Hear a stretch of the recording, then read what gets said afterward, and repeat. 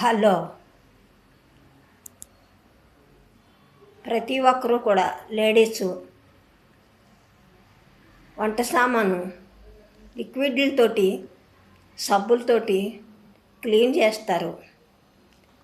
అవన్నీ కూడా కొద్ది రోజుల పాటు పక్కన పెట్టి పొయ్యిలో బూడుతుంటుంది కదా, కట్టెల బూడిదైనా పర్వాలేదు, పిడకల బూడిదైనా పర్వాలేదు. పిడకల బూడిదైతే ఇంకా బాగుంటుంది.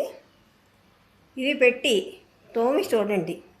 బాగా జిడ్డుగా ఉంటే కొంచెం పౌడర్ కానీ సర్ప కానీ వేసి తోముకోండి. అవి కూడా స్టీల్ కానీ ఇత్తడి కానీ సిల్వర్ కానీ రాగి అయినా ఏవైనా కూడా ఈ కచ్చికర బూడిద పెట్టి తోముకుంటే పొయ్యిలో బూడిద పెట్టి చాలా నీట్గా వచ్చి మిలమిలా మెరుస్తాయి.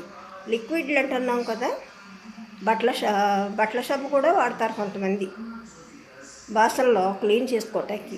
ఇవన్నీ కూడా సరిగ్గా కొంతమంది క్లీన్ చేయరు. దీనివల్ల పేగు పూతలనే వ్యాధులు కూడా వస్తున్నాయి అన్నట్లుగా తెలుస్తుంది. అనేక రకాల కారణాల వల్ల రోగాల పారి అవుతున్నారు. ఇవన్నీ తగ్గించుకుని కొద్ది రోజులు ఈ పొయ్యిలో బూడిద పెట్టి తోముకుంటే చాలా నీట్గా వచ్చి మిలమిలా మెరుస్తాయి సామాన్లు కూడా. ఒకసారి చేసి చూడండి.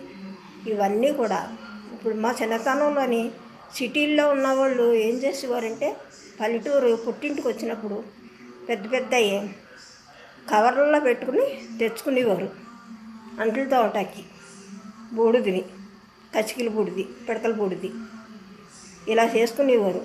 ఇది ఎలా చేసుకుంటామంటే చిన్న చిన్న వాళ్ళు ఇవన్నీ కూడా జాగ్రత్త పెట్టి ఈ పొయ్యిలో బూడిదని ఒక పోగులా చేసుకుని పెద్దగానే ఎక్కువైన తర్వాత ప్యాకెట్ల కింద తయారు చేసుకుని అమ్ముకుంటే ఆదాయం కూడా వస్తుంది.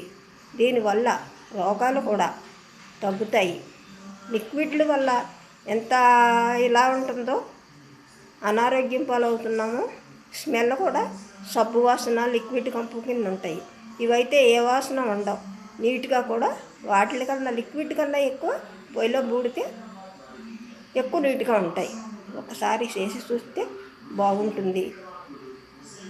ఈ వీడియో నచ్చితే లైక్ చేయండి, షేర్ చేయండి, సబ్స్క్రైబ్ చేయండి.